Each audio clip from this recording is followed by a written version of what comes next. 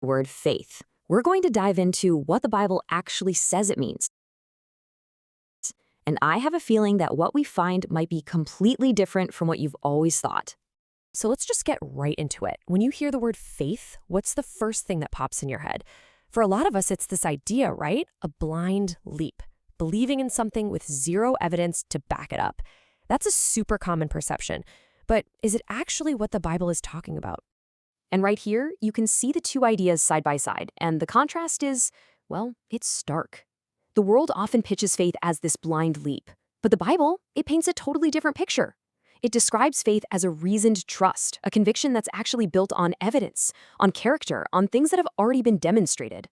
Okay, so to really nail down this difference, let's use a powerful analogy that perfectly separates just knowing something from actually trusting it.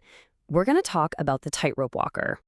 Just imagine this scene for a second. You're standing at the edge of Niagara Falls. The water is roaring, the mist is everywhere, and you see this guy walking on a tiny rope stretched way up high over all that chaos.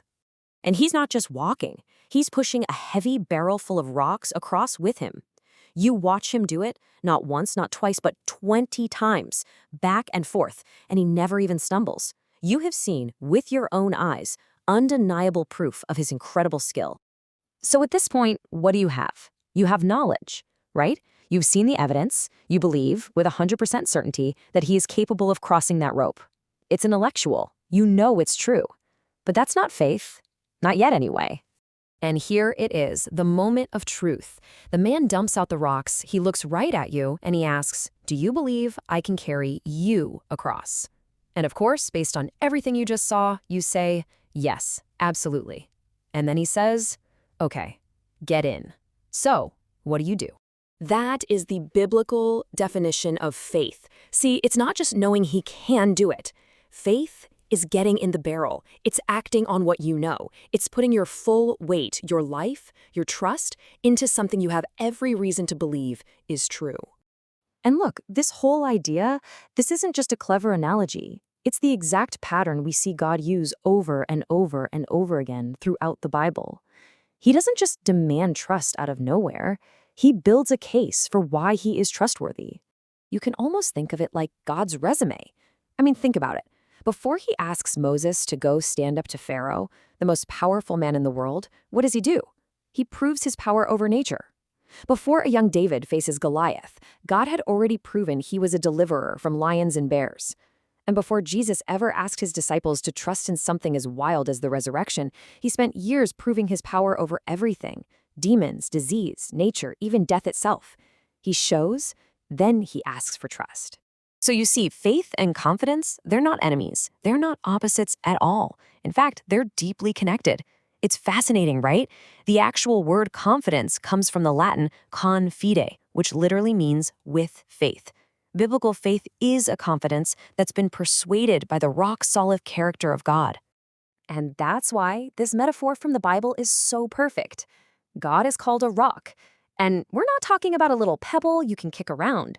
We're talking about a massive, immovable, totally reliable foundation that you can build your entire life on and have complete confidence that it's not going anywhere.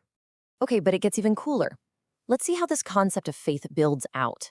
In the book of Ephesians, faith is described as a critical piece of armor, the shield. But this isn't just any old shield. Its specific design tells us something really profound about what faith is for. The shield being talked about here is the Roman scutum.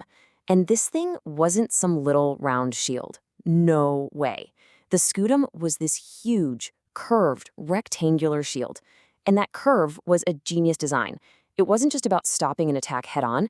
It was about deflecting blows and protecting the soldier's entire body. But here's the absolute key. The shield had a dual purpose. For one soldier, it was personal protection. It could extinguish the flaming darts, those attacks meant to create panic, doubt, and fear. But its real power? That came when the soldiers stood together. Those curved shields were designed to lock together perfectly, forming what they called the testudo, or the tortoise formation. It was an impenetrable, moving wall that protected the entire unit. And that is such a powerful picture, isn't it? Your faith, that trust you've built on the rock-solid character of God, was never meant to be a solo mission. It wasn't meant to be a solo sport. It's designed to link up with the faith of the people next to you, forming a protective, supportive community that can stand strong together. So that really leaves us with one last thing to think about. Faith is personal, for sure. It protects you, but it's also communal. It's designed to protect those standing next to you. So maybe take a second and look to your left and your right. Who's standing with you in formation?